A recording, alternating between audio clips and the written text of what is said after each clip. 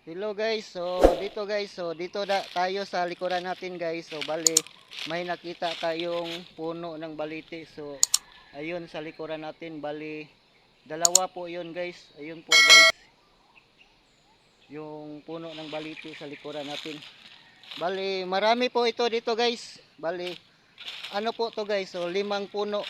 So dito tayo guys. So ang maganda nito guys, pwede po ito siyang gawin natin sa may pilay guys, yung balat niya guys. So pwede natin yon ilagay natin sa yung may pilay. So dito tayo guys, so may puno ditong isa. So halimbawa nito guys, so ito ito yung puno ng baliti guys. So ito, kukuha lang tayo dito ng ano niya guys, kuha lang tayong konti ng balat nito. Ayan, kuha tayo dito. Tapos kung saan banda yung may pilay nyo guys, halimbawa dito sa may siko nyo, dyan sa may siko. So yung balat nya guys, so pwede nating ilagay yon sa may pilay. Ayan guys, so ito po yung puno ng baliti. Yung balat po niya guys, pwede nating ilagay sa may pilay. Tapos lagyan lang po natin siya ng ano guys, tila. So lagyan lang po natin siya ng tila para yung balat niya hindi malaglag, para yung pilay niya mag-absorb doon sa balat ng baliti guys.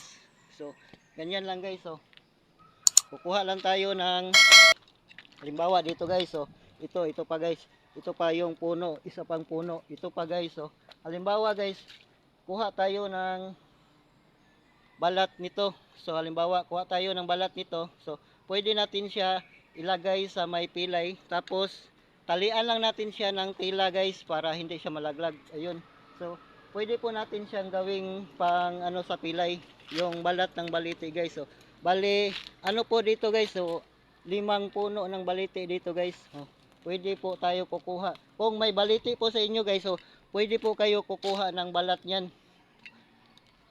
Ayan, so pwede natin siyang gawing pang ano sa may pilay guys. Yung halimbawa dito, magkapilay kayo dito. So yung balat niya guys, pwede natin lagyan dito yung may pilay. Tapos lagyan ng tila para hindi malaglag yung balat. So ito po yung balat ng baliti guys. So ayan, so pwede po natin siyang gawing pang ano guys. So bali, ano talaga to guys. So 5 puno ng baliti dito. Yung sa likuran natin guys, oh. Ayun. Ayun.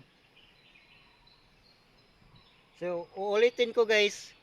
So yung balat nito guys, yung balat nito, so uulitin ko. So pwede tayo kukuha dito ng balat ng baliti. Tapos ilagay natin yung may pilay lang guys. Doon natin ilagay sa may pilay natin kung magkapilay tayo. So doon natin ilagay itong panit niya guys. Tapos talian lang natin siya ng tila. Pag once uga na yung balat niya guys, so pwede nyo siyang palitan pag ilagay na naman ulit sa may pilay nyo. Pag once mauga na yung balat niya sa paglagay nyo sa may pilay guys, so pwede na naman kayo kukuha ng bago, tapos lagyan nyo ng bago na namang balat. So ayan po ang pwede nating gawin sa may baliti guys, yung balat niya. So tabi lang po tayo dito guys, tabi lang po tayo. So ayan, so ito pa yung isa guys. So medyo malaki na to guys. Ito pa po yung ano ng baliti guys. Ayun guys, so sana may matutunan tayo doon sa balat ng baliti guys. So ayan, so salamat sa pagtanaw sa atong video guys. Ayan, so paki-subscribe naman sa ating YouTube channel guys. So ayan, salamat po guys.